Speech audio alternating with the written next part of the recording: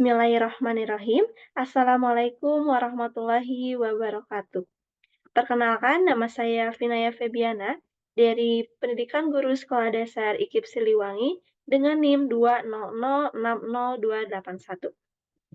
Di sini saya akan mempresentasikan judul skripsi saya, yaitu Peningkatan Kemampuan Membaca Pemahaman dengan menggunakan metode SQ3R pada siswa kelas 4.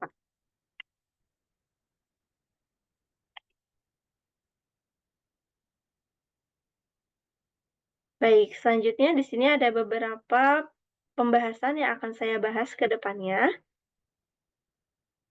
Selanjutnya ada pendahuluan, di mana yang melatar belakangi mengapa saya memilih judul tersebut, yaitu membaca merupakan kemampuan penguasaan bahasa yang diajarkan kepada siswa. Pendidikan di Indonesia dimulai dari SD sampai SMA, dievaluasi berdasarkan kemampuan berbicara, membaca, juga menulis. Salah satu kemampuan penting yang harus dimiliki setiap orang pada abad sekarang dan abad yang mendatang adalah kemampuan membaca. Karena melalui membaca, orang dapat menyerap berbagai pengetahuan dan informasi yang dapat membantu mengembangkan peradaban masyarakat.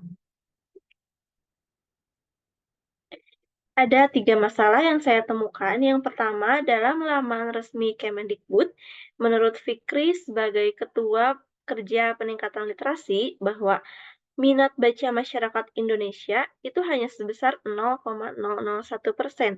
Artinya, dari 1.000 orang Indonesia, hanya 1 orang yang gemar membaca. Lalu, permasalahan yang kedua, menurut hasil survei PISA, bahwa menunjukkan Indonesia itu menempati peringkat ke-62 dari 72 negara terkait hal literasi. Rendah ya. Lalu yang ketiga ada penyebab rendahnya kemampuan membaca juga didominasi oleh lingkungan sekolah karena siswa itu cepat bosan, tidak fokus pada pelajaran, juga metode pembelajaran yang masih itu-itu saja atau kurang bervariasi. Ada 3 rumusan masalah. Yang pertama, apakah terdapat peningkatan dalam penggunaan metode SQ3R pada kemampuan membaca pemahaman siswa kelas 4 sekolah dasar? Yang kedua, ada bagaimana kesulitan siswa dalam menggunakan metode SQ3R untuk meningkatkan kemampuan membaca pemahaman pada siswa kelas 4 sekolah dasar. Lalu yang terakhir ada bagaimana kesulitan guru dalam proses pembelajaran menggunakan metode SQ3R untuk meningkatkan kemampuan membaca pemahaman pada siswa kelas 4 sekolah dasar. Terkait dengan rumusan masalah, maka muncullah tujuan penelitian, di mana yang pertama, peningkatan dalam penggunaan metode SQ3R untuk meningkatkan kemampuan membaca pemahaman pada siswa kelas 4 sekolah dasar. Yang kedua, kesulitan siswa dalam penggunaan metode SQ3R untuk meningkatkan kemampuan membaca pemahaman pada siswa kelas 4 sekolah dasar. Lalu yang terakhir ada kesulitan guru dalam proses pembelajaran menggunakan metode SQ3R untuk meningkatkan kemampuan membaca pemahaman pada siswa kelas 4 sekolah dasar. Jadi tujuan penelitian ini untuk mengetahui adanya peningkatan kesulitan siswa, juga kesulitan guru dalam proses pembelajaran menggunakan metode SQ3R. Selanjutnya ada landasan teori, di mana apa sih yang dimaksud membaca pemahaman? Membaca pemahaman itu kegiatan memahami isi bacaan yang mencakup makna tersirat maupun tersurat, yang menjadikan seorang pembaca dapat menyampaikan kembali hasil bacaannya. Yang kedua, ada metode SQ3R. Apa sih metode SQ3R? Metode SQ3R itu teknik membaca untuk membantu menemukan ide-ide utama dan pendukungnya, serta membantu mengingat terhadap teks yang dibaca agar lebih tahan lama melalui 5 langkah kegiatan seperti survei, question, read, recite, and review. Terakhir, bahasa Indonesia di sekolah dasar. Di sekolah dasar, pengajaran bahasa Indonesia dimaksudkan untuk meningkatkan kemampuan siswa, seperti kemampuan komunikasi tertulis siswa, kemampuan kebahasaan, pemahaman, penggunaan, dan pengajaran. Materi yang akan saya teliti adalah materi teks narasi, fiksi, dan non-fiksi pada kelas. Baik, di sini ada kerangka berpikir pada penelitian ini, yaitu yang pertama, adanya permasalahan rendahnya minat baca siswa dan rendahnya kemampuan membaca pemahaman siswa. Lalu dilaksanakannya pretest pada uji awal pada siswa kelas 4. Lalu pertemuan selanjutnya dilaksanakannya pembelajaran menggunakan metode SQ3R, ada LKPD yang menarik, pembelajaran yang menyenangkan, TPACK. Lalu pertemuan terakhir dilaksanakannya uji akhir atau post-test untuk menganalisa bagaimana peningkatan dari pretest ke post-test. Lalu dilakukannya analisis data dan terakhir adanya peningkatan kemampuan membaca pemahaman pada siswa kelas 4.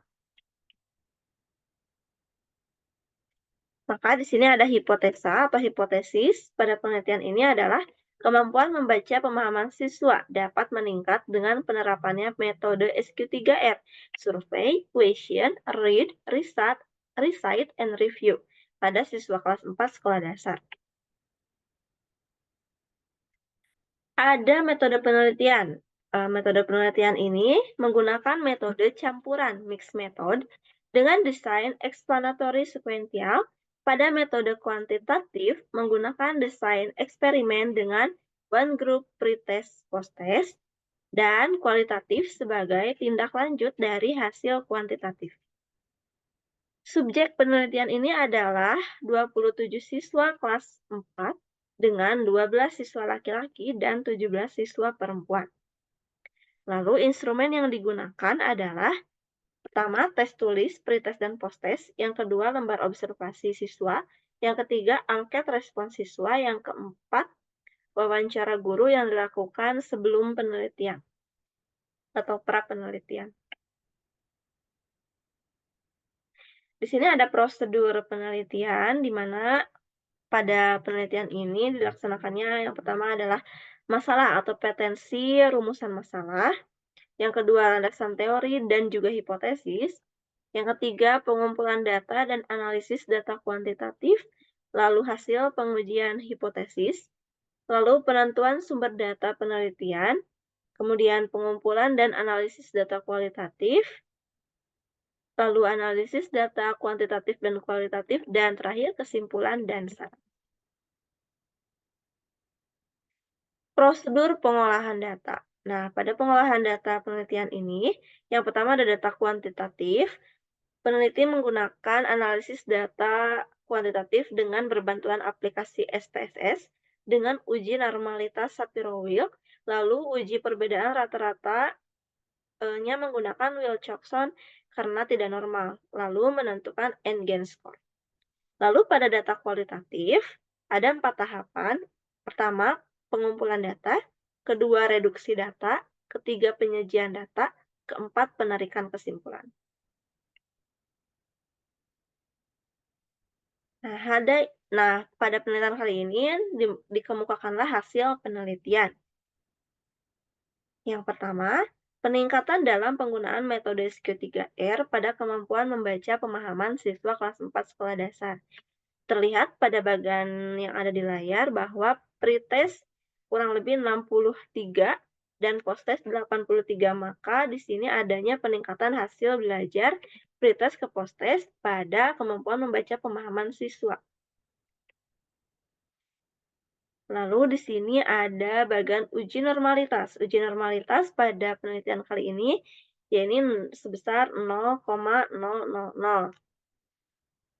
Lalu uji normalitas post-test 0,009. Nah, di sini uji normalitas pretest dan post-test tidak normal karena tidak sesuai dengan ketentuan uji normalitas. Lalu N-gain score pada penelitian ini sebesar 0,52 dengan kriteria sedang. Lalu pada uji Wilcoxon 0,000, maka kesimpulannya dalam pengambilan keputusan uji Wilcoxon ini nilai signifikasi kurang dari 0,05 maka hipotesis diterima. Namun jika nilai signifikansi lebih dari 0,05 maka hipotesis ditolak. Dapat disimpulkan bahwa hasil dari uji Wilcoxon penelitian ini menghasilkan signifikansi sebesar 0,000 yang artinya hipotesis diterima bahwa kemampuan membaca pemahaman dapat meningkat melalui metode SQ3R. Yang kedua ada kesulitan siswa dalam penggunaan metode SQ3R untuk meningkatkan kemampuan membaca pemahaman siswa kelas 4 sekolah dasar. Di sini ada bagan pernyataan 1-12 terkait peningkatan kemampuan membaca pemahaman menggunakan metode SQ3R. Kesimpulannya adalah bahwa mayoritas siswa tertarik dengan pembelajaran. Dapat dilihat dari data interpretasi aktivitas siswa terhadap penggunaan metode SQ3R. Survey, question, read, recite, and review. Untuk meningkatkan kemampuan membaca pemahaman yang sangat baik. Sehingga dapat peningkatan hasil belajar pada siswa, namun sebagian siswa masih merasakan kesulitan untuk memahami bacaan, masih kesulitan dalam membuat pertanyaan dan menjawab pertanyaan yang sesuai dengan teks yang dibaca. Dan juga masih ada siswa yang kesulitan menceritakan kembali teks bacaan yang telah dibacanya. Yang ketiga ada kesulitan guru dalam proses pembelajaran menggunakan metode SQ3R untuk meningkatkan kemampuan membaca pemahaman siswa kelas 4 sekolah dasar. Nah, kesulitan yang dihadapi guru pada saat penerapan metode SQ3R adalah kurang efektifnya pada kondisi waktu karena metode ini cukup memerlukan waktu yang banyak. Guru juga masih kewalahan melihat siswa yang sulit disiplin ketika pembelajaran berlangsung dan juga siswa yang masih terlihat malas ketika diminta untuk membaca sebuah teks. Kesimpulan pada penelitian ini adalah yang pertama, penggunaan metode SQ3R, Survey, Question, Read, Recite, and Review dapat meningkatkan kemampuan membaca pemahaman siswa. Hal ini dibuktikan berdasarkan nilai rata-rata siswa pada pretest diperoleh 66,67, sedangkan nilai rata-rata siswa pada posttest diperoleh 83,33. Yang kedua, kesulitan siswa terhadap penggunaan metode SQ3R, Survey, Question, Read, Recite, and Review pada pembelajaran adalah kesulitan membuat pertanyaan juga menjawab pertanyaan yang sesuai dengan isi teks, sulit memahami maksud dari isi teks, sulit menceritakan kembali teks yang dibaca, dan terakhir sulit berkonsentrasi saat sedang membaca.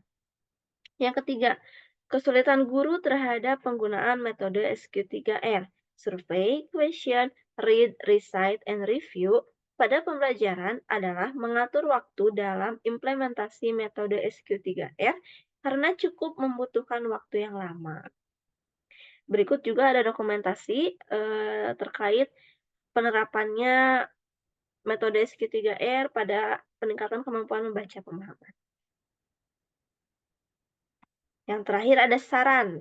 Nah, yang pertama, variasikan metode pembelajaran. Pertimbangkan untuk menggunakan metode pembelajaran selain metode SQ3R yang dapat membantu siswa lebih baik memahami membaca teks, seperti diskusi kelompok, pembelajaran kooperatif, dan penggunaan media pembelajaran yang menarik. Yang kedua, libatkan orang tua. Libatkan orang tua dalam proses pembelajaran dengan memberikan pelatihan dan bimbingan tentang bagaimana mereka dapat membantu anak-anak mereka meningkatkan kemampuan membaca pemahaman di rumah.